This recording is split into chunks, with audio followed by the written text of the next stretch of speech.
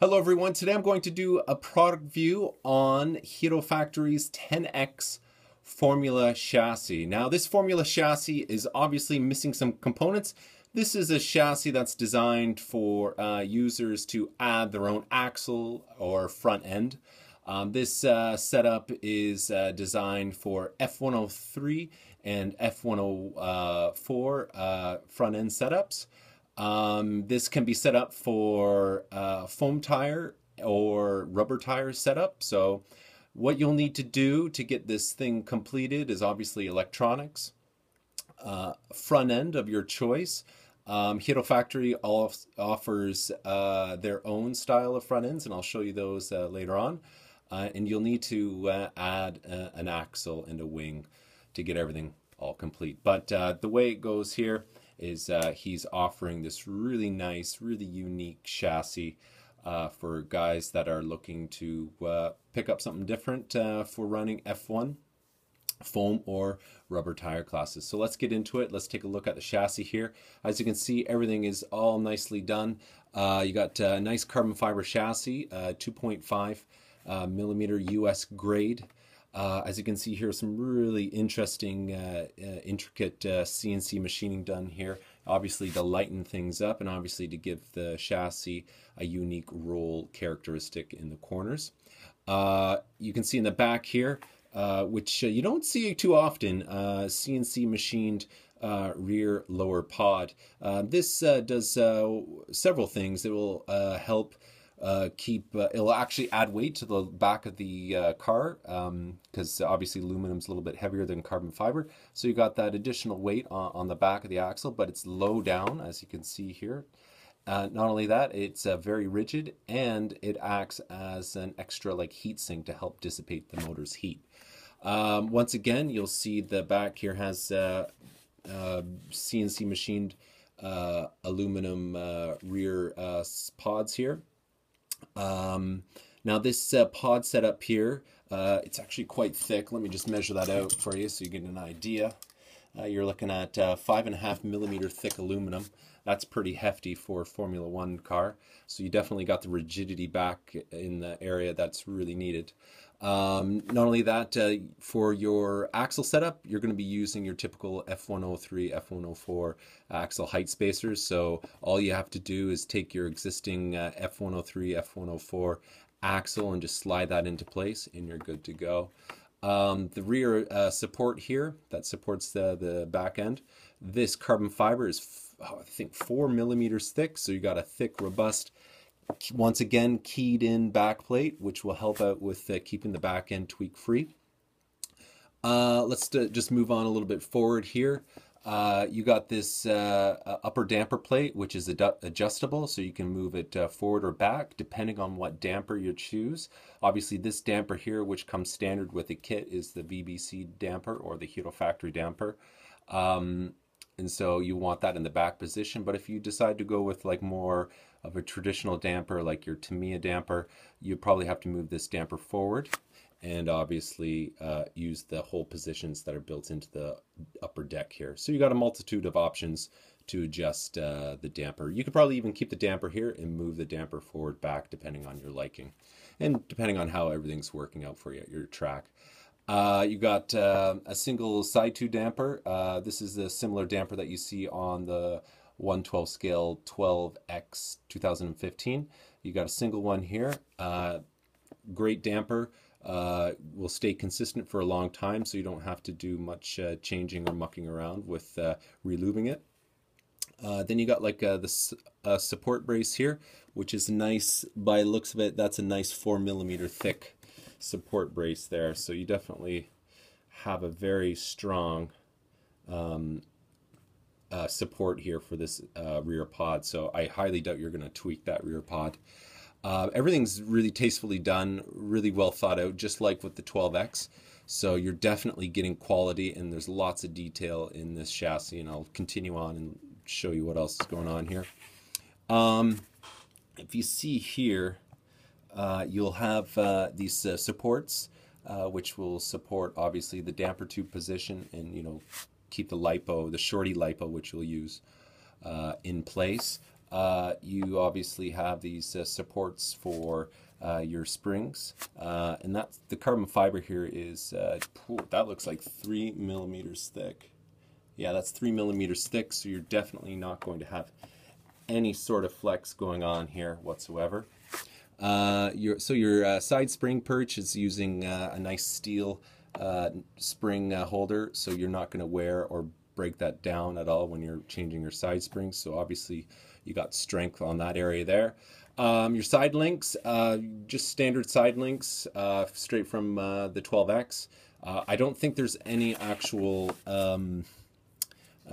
rear steer setup here, like going 1 millimeter in. So I think it's just standard straight out. Let's see here. These are pretty unique. These little buttons here, these guys here will allow you to adjust the flex of the chassis. So you can take those out depending on how the car is handling, what the traction level is, and you can adjust the chassis flex and reaction, which is quite unique.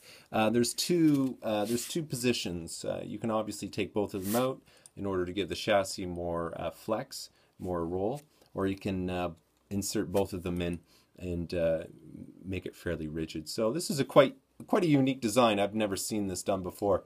So all you need to do is add or remove the two spacers. Obviously you want to do equally on both sides, and that gives you that extra tuning ability when you're out on the track. Now flipping it back here, we're going to look at these posts here. These posts here are here to locate your shorty LiPo position.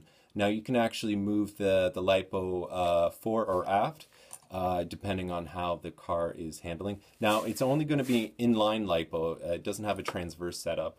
It seems like a lot of the guys here in Japan don't really opt for the transverse setup. They tend to stick with the inline. So I guess that's how it goes over here. Your upper deck, that's a 2 millimeter thick upper deck. Nicely machined, as you can see here. It's a little bit difficult with lighting, but nicely done. Intricate designs. The guy Hiro, he's done a really nice job with the overall look, the overall design of the chassis. And if you take a look here at the front end, as you can see here, the front end allows for the F103, F104 setup. So there's a lot you can do with this chassis. Hiro himself has gotten numerous podium finishes with this chassis and does incredibly well with this car. So if you're looking to take this chassis on for F1 foam or F1 rubber, you're definitely going to be competitive with this chassis. Now, to go on a little bit further, what else he offers. Now, this is what you get as a kit. You don't get anything else, but he does offer, if you are interested, he does offer a front end. And this is a pretty sweet front end, as you can see here. I wish I can get some lighting on that a little bit better. So you have a lower carbon fiber arm set up here. That is 3 millimeters thick. It does use, I think, the VBC plastic from the Formula 1 car they have. But the only difference is the upper arms setup here. The VBC Formula 1, I think, uses just a straight carbon fiber piece. Now, Hiro has gone ahead and he's designed a nice aluminum upper bulkhead that's actually adjustable. You can adjust your caster. And not only that, you can also change the settings here on the side. So if you want to adjust your dynamic caster, all you need to do is just adjust the screws here in order to get your dynamic caster setting. Okay, what you get, you have to buy this additionally. Obviously this comes separate, but you got carbon fiber, lower arm, aluminum center bulkhead, beautifully done upper arms, which I think is only specific to the 10X. I don't think the VBC has this sort of setup on any of their cars. Correct me if I'm wrong. Spring steel turnbuckles, got the full kingpin setup here, and you're ready to go. Now, this setup here is for foam tires. So this is wide track, and he does offer this prototype, which he hasn't completed yet. And this is the prototype for for you guys that are running narrow rubber tire classes. So same setup here, you know, lower carbon fiber. I think this actually, the design itself is quite different. Yes, it is. Obviously, this is narrow, so this is a completely different piece to what I showed you previously. A smaller wheelbase, and upper arms are carbon fiber, and these are prototype plastic. Obviously, he's still in production mode with this, so you guys kind of get the first look into the makings of what he's going to do for the rubber guys. You have, once again, spring steel turnbuckles at the top, and that's pretty much it. Yeah, and you know, like I said before, you know, you got the adjustability with adjusting the dynamic caster on the front end. So you have two options, which you have this setup here or this setup here, and I'm pretty sure this is still in prototype form, so you're going to have to check back on his website to see if it's available. But other than that, really nice kit. Once again, black anodizing, really nice look. You can't go wrong with this kit. You know, he does really well with this car at many different events. Like I said, international, regional events. I mentioned with his 112 scale, he does the same with this chassis here. All you need to do is pick up the chassis.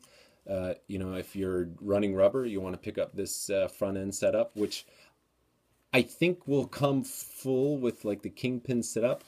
I might be wrong. I'm not too sure because this is all in prototype mode. But if you're running foam classes, this is the front end that you can go ahead with. Or if you have like the F104 or the F103, sorry, you can use that front end as well. So it's very, this front end is very diverse, so you can really run any F103 style front end, and you're good to go. And yeah, check it out, HiroFactory, www.hirofactory.com.jb, sorry, and check them out on Facebook at HiroFactory. Okay, bye-bye.